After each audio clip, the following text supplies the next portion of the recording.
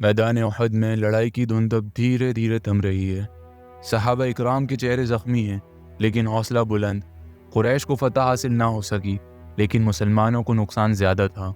اگلے دن ہی رسول اللہ صلی اللہ علیہ وسلم نے صحابہ کو حکم دیا، ان کا پیچھا کرو، انہیں لگنا چاہیے کہ مسلمان ابھی بھی تیار ہیں۔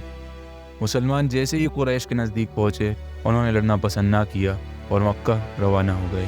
احد میں مسلمانوں کی شکست کے بعد اپوزیشن کے دلوں سے ان کا خوف نکل چکا تھا۔ یہود، منافقین اور بدو قبائل نے ہر طرف سے مسلمانوں کو نقصان پہنچانے کی کوشش کری، بلکہ وہ لوگ یہ سوچنے لگے کہ ہم مسلمانوں کا کام تمام کر سکتے ہیں۔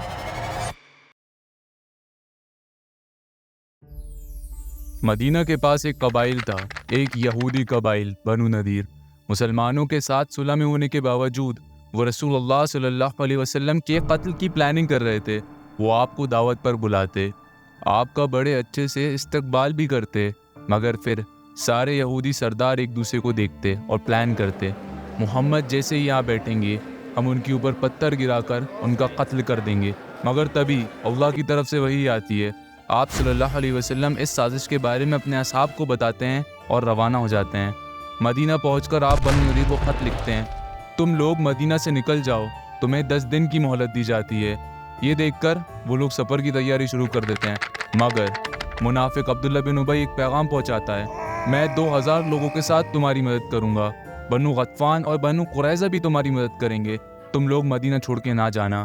یہ دیکھ کر ان کے حوصلے بلند ہو جاتے ہیں اور پیغامی جواب بھیجتے ہیں، ہم تو نہیں جائیں گے، تمہیں جو کرنا ہے کر لو۔ مسلمان جب بنو نذیر کے قلعے پر پہنچے تو ان کی مدد کے لیے کوئی نہیں تھا۔ وہ میدان میں آ کر لڑنے کے بجائے قلعے کے اندر ہی رہے اور اندر سے تیر اور پتھر برسانے لگے اور پھر قلعہ بند ہو گئے۔ رسول اللہ صلی اللہ علیہ وسلم اس بات کو جانتے تھے کہ اتنی آسانی سے قلعے سے باہر نہیں نکلنے والے، تو آپ ان کے فوڈ سپلائی کو رکوا دیتے ہیں اور پھر کچھ ہی دنوں میں ان کو قلعہ چھوڑ کر جانا پڑتا ہے۔ سال تیزی سے بیتتے جا رہا تھا۔ احد کے موقع پر لڑنے کے لیے طے کیا ہوا وقت قریب آ رہا تھا۔ مسلمانوں کا فرض تھا قریش سے بدر میں 2 ہاتھ کریں۔ آپ صلی اللہ علیہ وسلم 1500 صحابہ کے ساتھ بدر کی جانب روانہ ہو جاتے ہیں۔ دوسری طرف ابو سفیان 2000 مشرکین کو لے کے روانہ ہوتا ہے، لیکن مشرکین کی مسلمانوں سے ٹکرانے کی ہمت نہ ہو سکی اور وہ بہانے بنا کر روانہ ہو گئے۔ وہیں مسلمانوں نے 8 دن تک مشرکین کا انتظار کیا لیکن وہ نہ آئے۔ 1 سال سے زیادہ ملٹری آپریشن کے بعد جزیرۃ العرب پر سکون چھا گیا تھا، پر مکہ سے بکس کی آواز سنائی دے رہی تھی۔ قریش کا سردار کہتا، مدینہ کے مسلمان بڑھتے جا رہے ہیں، اب ان کو بتانا پڑے گا عرب کے اصلی بادشاہ کون ہے۔ پھر ایک دم سے دروازہ کھلتا ہے۔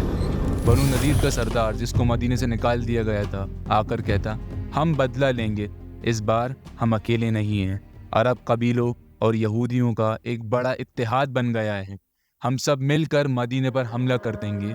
مسلمانوں کے خلاف 10,000 کی فوج اکٹھا ہو گئی، پر اتنی تعداد تو مدینہ کے بچے، بزرگ اور عورتوں کو ملا کر بھی نہ آتی۔ یہ خبر مدینے پہنچتے ہی ایک ہنگامی صورتحال بن گئی۔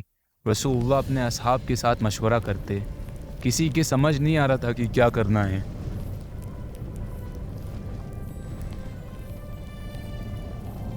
اتنے میں سلمان الفارسی جو پرشیا کے رہنے والے تھے وہ کہتے، ہمارے ملک میں جب دشمن ہم پر حملہ کرتے تھے تو ہم اپنے شہر کے آس پاس خندق کھود لیا کرتے تھے تاکہ فوجیں اندر نہ آ سکیں، کیوں نہ ہم مدینہ کے آس پاس بھی خندق کھود لیں۔